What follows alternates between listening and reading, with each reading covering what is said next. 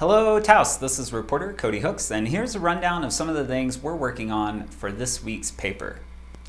First off, we've got a new reporter in the newsroom. Jesse Moya, originally from Tomé, New Mexico, joins us from the dimming headlight. He'll be covering the town of Taos as well as education, so be sure to keep your eyes peeled for his stories in the coming weeks. In the news, Martin Rivera, a 21-year-old Ranchos de Taos man, was arraigned Monday on charges connected to a string of alleged crimes that left one man stabbed, several others assaulted, and at least two robbed at gunpoint this month in Taos County.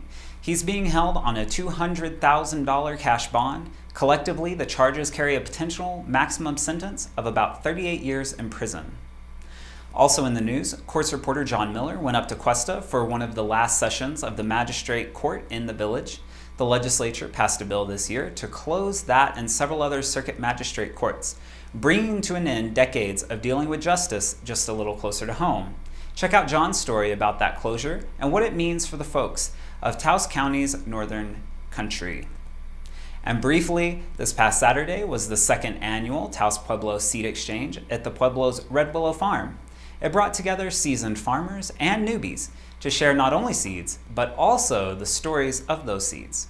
We'll have an article on the event and what it means for farmers at Taos Pueblo to keep their land races and traditional connections going. In the world of sports, there's plenty on the horizon. For one, spring sports are in their home stretch, and that means this coming Saturday, Taos has a big day for sports, with a track meet as well as baseball and softball games. Also, 3 Taos County athletes were chosen to participate in this year's North-South basketball game.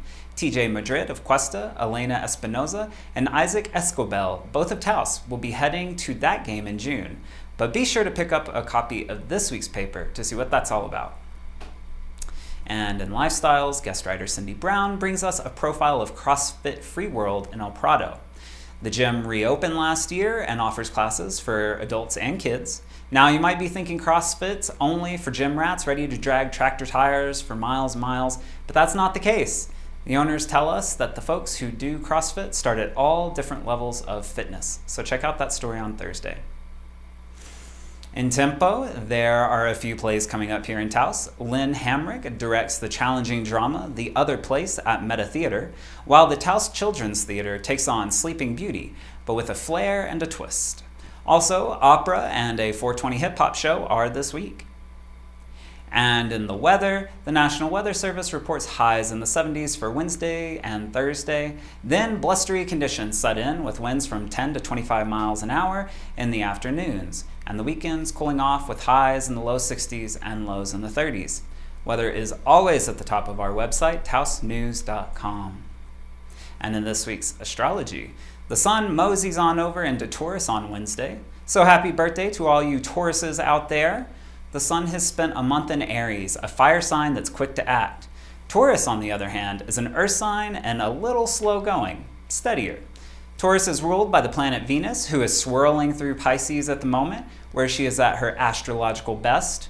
All of that bodes well for getting stuff done with a bit of slow-going style and grace. And those are the high notes, but there's even more in Thursday's paper. Bueno, bye.